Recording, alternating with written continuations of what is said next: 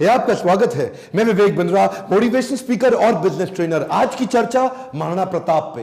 Comment box में बहुत आपने रिक्वेस्ट किया था, कौन है महाराणा प्रताप? 7.5 फुट के कुंभलगढ़ में जन्म लिए मेवाड़ी राजा, राजस्थान के शक्तिशाली राजपूत। वो जब पूरा अकबर भारत को जीत चुका था, तब अकेले मेवाड़ में ये खड़े हुए अकबर के खिलाफ। अकबर को देखिए, अकबर कभी जीता नहीं, राणा कभी हारे नहीं।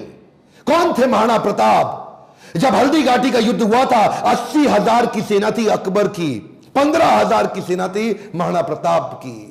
ध्यान दीजिएगा, वो 80,000, ये 15,000। राणा बोलते थे एक आदमी 5 को खत्म करेगा। ध्यान दीजिए, अकबर की सेना में दम था। कम ऑन, अकबर की सेना में दम था, राणा के सीने में दम था। राणा कभी हारे नहीं, अकबर कभी जीता नहीं। शुरू से शुरू करते हैं। 9 मई 1540 को इनका जन्म हुआ कुंभलगढ़ में। महाराणा उदय सिंह और माता जयवंती बाई। माता जयवंती बाई इनकी न केवल मां थी, बल्कि इनकी पहली गुरु भी थी। बचपन से इनमें लीडरशिप क्वालिटी इतनी ज्यादा थी कि खेल खेल में ये बच्चों के लीडर बन जाते थे, उनकी टीम बना देते थे, उनके रोल, उनके गोल डिसाइड कर देते थे। और उसी समय अस्त्र शस्त्र, पूरी आर्मी की, मिलिट्री आर्मी की पूरी ट्रेनिंग ले ली इन्होंने। परिवार में कई लोग थे। सिसोदिया वंश में बप्पा रावल, राणा हमीर, राणा सांगा, राणा प्रताप, लेकिन महाराणा केवल राणा प्रताप को बोला गया। देखिए, महाराणा उदय सिंह की दूसरी पत्नियां भी थी। उनमें से एक थी महारानी धीरबाई, जो चाहती थी कि उनका पुत्र जगमाल राजा बन जाए मेवाड़ का, और बाकी पत्नियां चाहती थी कि उनके बच्चे राजा बन जाए। यह था परिवार में टूट फूट। अकबर बहुत तेज था, वो जानता था कि बड़ा आसान तरीका है, इन्हीं राजपूतों को आपस में लड़वा दो, कुछ को अपने साथ ले लो, बाकियों को खत्म करना आसान हो जाएगा। वही हुआ, राजपूतों में आपस में लड़ाई हो गई। जब जब घर टूटेगा, तब तब पड़ोसी आके लूटेगा। यही हुआ, हर बार ऐसा होता आया है। यह पहली बार तो हुआ नहीं है। 326 बीसी के अंदर जब सिकंदर भारत आया था, तो महाराजा आम्बी ने पोरस को धोखा देके उनसे संधि कर ली। पोरस हार गए। मोहम्मद गौरी कभी पृथ्वीराज चौहान को ना हरा पाते, जयचंद उनके साथ मिल गया, इसीलिए पृथ्वीराज चौहान हार गए। ब्रिटिशर भी हमारे देश में क्या कर लेते, वो तो ग्वालियर के सिंधिया, इंदौर के होलकर, हैदराबाद के निजाम और पटियाला के राजा 1857 में इन्होंने धोखा दे दिया, इसलिए हमारा देश मार खा गया था। और इसी तरह मुगल भी महाराणा प्रताप को कभी हरा नहीं पाते। वो तो जब परिवार टूटेगा, तब तब पड़ोसी आके लूटेगा। आमेर के महाराज को इन्होंने अपने साथ ले लिया, टोडरमल को अपने साथ ले लिया, जयसिंह को अपने साथ लिया। इन्होंने परिवार के ही लोगों को तोड़वा के अपने साथ जोड़ लिया। अकबर स्मार्ट था। यहां पे महाराणा प्रताप अकेले पड़ गए, लेकिन भीलों की सेना बनाई। वो जो जंगली भील होते हैं, उनकी मदद ली, उनको ट्रेन किया। ये हारे नहीं कभी महाराणा प्रताप। वो आते थे, इनको पर अटैक करते थे। थोड़े दिन के लिए महाराणा प्रताप इधर उधर निकल करके फिर दोबारा नई सेना बना के फिर खड़े हो जाते।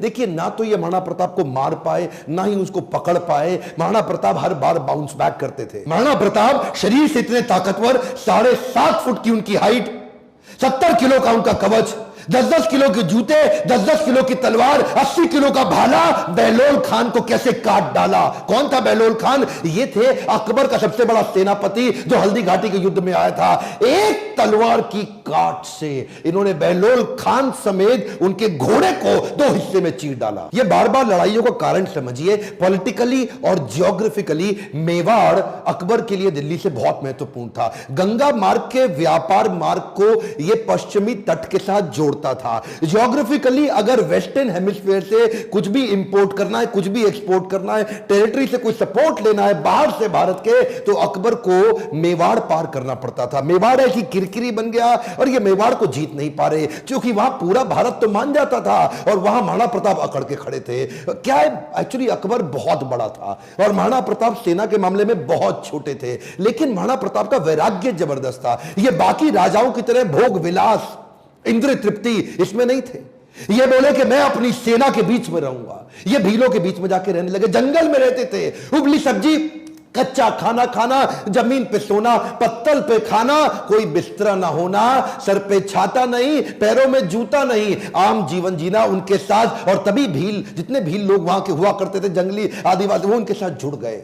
वो तन मन धन से जुड़ गए। वो कहते थे अगर आप कहीं अभी गर्दन कटवा देंगे। अकबर इसीलिए घबराता था। अकबर ने कई बार कई लोगों को भेजा, इन्होंने टोडरमल को भेजा, इन्होंने राजा मान सिंह को भेजा, इन्होंने और हिंदू राजाओं को भेजा कि तुम जाके इनको समझाओ। जलाल खान, कोरची, भगवान दास सब आए। एक्चुअली 8 बार प्रपोजल लेके आए। एक प्रपोजल तो महाराणा प्रताप को क्या दिया कि आधा हिंदुस्तान तुम्हारे नाम कर देंगे, बस मेवाड़ हमारे लिए छोड़ दो, हमारा आधिपत्य स्वीकार कर लो। महाराणा प्रताप क्या जवाब देते? वो तो महाराणा प्रताप है। मारो मेवाड़ी सरदार, मेवाड़ी सरदार, नील घोड़ा अश्वार राणा, सुने तो जय जय। जिस पे दो धारी तलवार राणा, सुनता जाजो जी। मारो मेवाड़ी सरदार, नीले घोड़े रासरार। कितनी सुंदर लोकगीत है। इतने सुंदर, आज भी इनको भगवान मानते। मारो मेवाड़ी सरदार। और ये तो क्या, अब्राहम लिंकन की मां ने उनको एक बार कहा कि बेटा तुम हिंदुस्तान जा रहे हो? बोला हाँ मैं हिंदुस्तान जा रहा हूं, एक काम करना मेरे लिए वहां से कुछ लाते आना। क्या चाहती हो मां? बेटा मैं चाहती हूं कि हल्दी घाटी से थोड़ी मिट्टी लेकर के आना। मैं महाराणा प्रताप आज भी उनको पूजनीय इसलिए मानती हूं क्योंकि वो राणा ने आधे देश के बदले, एक खमौन क्या, आधे देश के बदले अपना छोटा सा राज्य मेवाड़ बदले में अकबर को देने को तैयार नहीं हुआ। अकबर बोलते थे आधा देश तुझे दे दूंगा अगर तू केवल मेवाड़ मेरे लिए छोड़ दे। मेवाड़ स्ट्रैटेजिकली इतना इंपॉर्टेंट, लेकिन महाराणा प्रताप तो महाराणा प्रताप। मारो मेवाड़ी सरदार। हल्दी घाटी का युद्ध 1576 का, इतनी छोटी सेना होने के बावजूद महाराणा प्रताप स्ट्रैटेजिकली युद्ध को कैसे लड़े? देखिए अरावली की जो रेंज थी, पहाड़ियों की और घाटियों की, उसकी बहुत जानकारी थी इनको। कीका ये वहीं पैदा हुए, वहीं घूमे। छापामार युद्ध, द्विकंटक नीति, सैनिकों को बोले पहाड़ियों में ऊपर से और घाटियों के नीचे से पूरी तरह कवर करो, और अफगानी राजाओं को अपने साथ लिया। हाकिम खान जो उस समय अकबर के खिलाफ था, ये जैसे जैसे अकबर इनके खिलाफ लड़ते, ये भी अपने स्ट्रैटेजिक अलायंस को बिल्ड करके अफगानी राजा को अपने साथ लेके आए। बहुत छोटी सेना के बावजूद अकबर के छक्के छुड़ा दिए। अकबर सामने नहीं आता था इनके, अकबर को डर था। इनकी तलवार, अकबर की हाइट कम थी, एक बार मारेंगे घोड़े हाथी समेत काट देंगे। चेतक इनका इतना पावरफुल घोड़ा कि उसके आगे ना सूंड लगा देते थे। हाथी कंफ्यूज होता था कि ये घोड़ा नहीं है, कहीं हाथी तो नहीं है। था साथी तेरा घोड़ा चेतक जिसमें तू सवारी करता था, थी तुझमें ऐसी कोई खास बात जो अकबर तुझसे डरता था। ये जो चेतक घोड़ा था, नीले रंग का अफगानी घोड़ा, ये एकमात्र ऐसा घोड़ा है जिसके ऊपर कई कविताएं बन चुकी हैं आज तक देश में। चेतक, इसको अपने पुत्र से ज्यादा प्रेम करते थे महाराणा प्रताप। वो युद्ध के दौरान उन दिनों हाथी की सूंड के आगे तलवारें लगी होती थी। जब ये छलांग मार के अपने घोड़े के साथ जा रहे थे तो उस तलवार से एक पांव चेतक का कट गया। युद्ध के दौरान जब महाराणा प्रताप अकेले फंसे थे ना, तो यही वो चेतक था जो इनको भगा के एक कटी टांग से 28 फीट का गहरा नाला टाप के चला गया। अपने राजा को पहले उसने बचाया और उस छलांग के कारण अपने प्राण त्याग दिए। और केवल चेतक ही नहीं, महाराणा प्रताप के पास एक हाथी भी था जिसका नाम था राम प्रसाद। राम प्रसाद की अहम भूमिका थी हल्दी घाटी के युद्ध में। इस रेख राम प्रसाद हाथी ने कम से कम 8 हाथी अकबर के खत्म कर दिए और कई घोड़े मार दिए। राम प्रसाद के आगे जो तलवार लगी थी वो बड़ी खूंखार थी। अकबर का पूरा फोकस था कि राम प्रसाद को किसी तरह अपने साथ ले जाऊं। अकबर ने 12 हाथियों का चक्रव्यूह बनाया और जो राणा प्रताप का राम प्रसाद हाथी, उसको कंट्रोल किया महावतों की मदद से और उसको किसी तरह अपने साथ ले गए बंदी बना के। ये राम प्रसाद, इस हाथी का बाद में नाम बदल के अकबर ने पीर रख दिया। और ये पीर हाथी, इसको 28 दिन तक अकबर बोलते रहे सब कुछ खिलाओ सब कुछ पिलाओ। राम प्रसाद ने सब खाना बंद कर दिया, अन्न जल का त्याग कर दिया। अपने राणा प्रताप से बिछड़ने के दुख में वो ना कुछ खाया ना कुछ पिया। 28 दिन के बाद वो राम प्रसाद हाथी जो कमजोरी के कारण इसने अपना शरीर त्याग दिया। क्या बोला अकबर? अकबर बोला जिस महाराणा प्रताप के हाथी ने मेरे आगे सर नहीं झुकाया, मैं उस महाराणा प्रताप का सर कैसे झुकवा दूंगा। 1580 में अकबर ने फिर ट्राई किया। इस बार अपने अब्दुल रहीम खान खाना, जो उनका सबसे शक्तिशाली सूबेदार, उसको सूबेदार नियुक्त किया इस बार अजमेर में। और क्या बोले, मैं तुम्हें जिम्मेदारी देता हूं कि तुम इस बार मेवाड़ को किसी तरह जीत के मुझे ला दो, मुंह मांगा इनाम दूंगा अगर महाराणा प्रताप को पकड़ लाए। इधर कुंवर अमर सिंह जो कि सेनापति थे महाराणा प्रताप के, उन्होंने अब्दुल रहीम खान खाना को कंफ्यूज करने के लिए शेरगढ़ के पास एक अटैक किया।